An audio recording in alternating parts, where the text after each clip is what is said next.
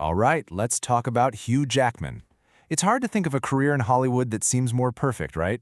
He's beloved by pretty much everyone, critics and audiences. He can sing, he can dance, he can be a superhero, and by all accounts, he's one of the nicest guys in the business. But today, we're diving into a really fascinating and honestly pretty provocative argument that says this whole perfect success story has a dark twist. So this is the core claim, and yeah, it sounds harsh. The idea is that Hugh Jackman at some point consciously just stopped, that he abandoned his artistic ambition and watered down his own incredible talent, all to become this comfortable, easy-to-market personality. This isn't about some big scandal. The argument is that it's something quieter, almost more insidious, a slow surrender of his own artistic soul. Okay, let's get into it. Now, before we can even get to the betrayal part, we have to understand what was supposedly betrayed. The argument really hinges on this specific, incredible period of his career, roughly from 2006 to 2013. This was his golden age of risk. This wasn't just an actor showing up and hitting his marks. This was an artist on a mission, actively hunting for challenges and pushing himself to the absolute limit. I mean, just look at this run. He was deliberately going after the most interesting directors out there. He wasn't just riding that X-Men fame, cashing bigger and bigger checks. No, he was using that blockbuster clout as a ticket to make some deeply weird and complex films. In 2006 alone, 1 year, he worked with Christopher Nolan, Darren Aronofsky, and Woody Allen. That's not an accident. That's a statement. And if you zoom in on that year, 2006, you see these two opposing forces in him, perfectly laid out. In The Prestige, he's a showman, totally obsessed with fame, applause, and one-upping his rival. It's all about what other people think. But then, just a few months later, he's in The Fountain, playing a man across 1,000 years who is completely consumed by an internal quest for love and acceptance of loss. It's like you're seeing two potential futures for him right there, the entertainer who wants applause and the artist who wants truth. And then came what this argument calls the absolute peak of his commitment, his role as Jean Valjean in Les Miserables. This wasn't just another great performance. This was the moment he proved, beyond a shadow of a doubt, that he was more than a movie star, more than Wolverine. This was him sacrificing every ounce of his vanity to become someone else entirely. To play Valjean as a starving prisoner, he lost nearly 30 pounds. Think about that. His entire action hero image was built on that physique, and he just got rid of it. He completely broke down his own brand to capture the look of a man who had been broken by life. And it gets even more intense. To get that sunken, hollow-eyed look for his first scenes, he didn't drink any water for 36 hours. 36 hours! I mean, that's the kind of stuff you hear about Daniel Day-Lewis or Christian Bale doing. And he was doing it for a musical, a genre that, let's be honest, a lot of serious actors might not give that same level of commitment to. And here's the kicker. He actively fought against his own image. He could have easily thrown in a shirtless scene at the beginning, remind everyone he's still a movie star. But he said no. He argued that showing off his body would totally betray the character's suffering. He chose the art over the brand. He wanted to disappear. So this incredible artistic peak, it didn't just come out of nowhere. It wasn't a fluke. The argument is that it was built on a foundation of choices he'd been making his whole career.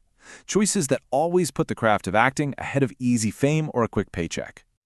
I mean, think about this. Who says no to James Bond? Before Daniel Craig ever suited up, Hugh Jackman was offered the part. 007, and he turned it down. Why? Because he knew that if he was locked into both Bond and X-Men, he'd never have the time or the freedom to make films like The Fountain or Prisoners. He said no to one of the biggest roles on the planet to protect his ability to be an artist. And wow, it wasn't just Bond. At the time when superhero movies were exploding, he was on the list for pretty much everything. But he kept saying no.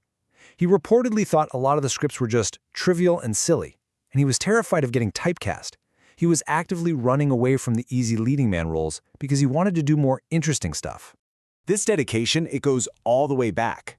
After a brief flirtation with journalism, he takes an acting class and, boom, immediately gets offered a 2-year contract on a huge TV show in Australia.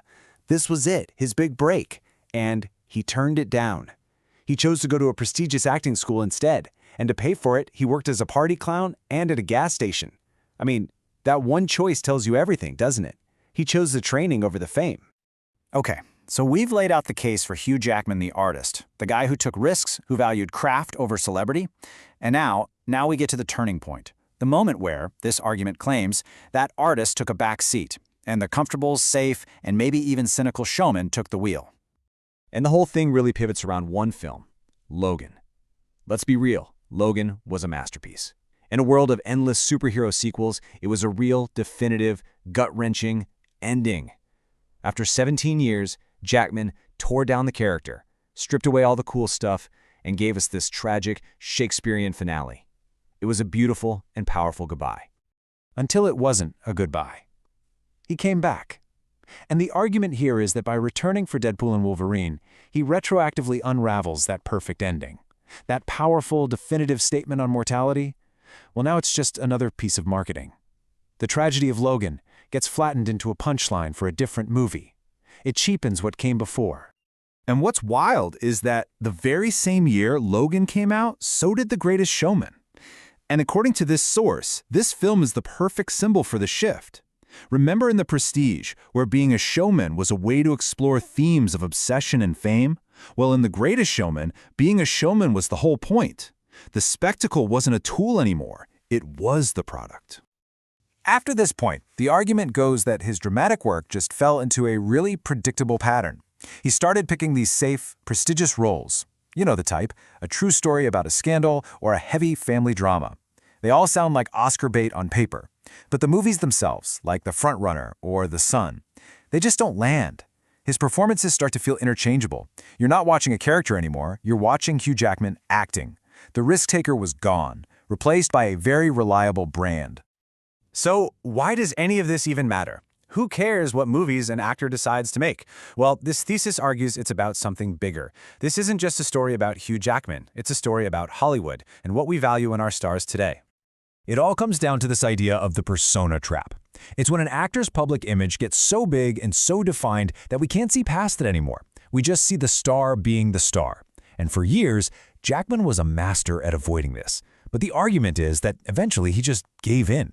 He leaned into being Hugh Jackman, the nicest guy in Hollywood, and his role started to reflect that persona instead of challenging it. And here's the real irony in all of this. He got to a point in his career where he had all the money and power in the world. He could have done anything. He had earned the freedom to take even bigger risks than before.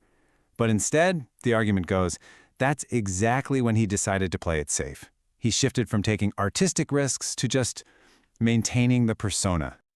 Man, this quote really sums up the whole argument. It's just brutal. The very quality that made Logan so special was its sincerity, its willingness to treat the character with dramatic weight. And now, the actor who did that is starring in a project built on irony and winking at the camera, where being too serious is kind of the joke. The artist who found depth in spectacle is now part of a spectacle that seems to be afraid of depth. And that's the big, provocative question this leaves us with. And it's not really about Hugh Jackman, is it? It's about what we as an audience want from movies right now. In an era of nonstop franchises and marketing and personas, do we still value sincere, all-in, transformative performances? Or has the pressure to just put on a good show, to be the likable entertainer, finally won?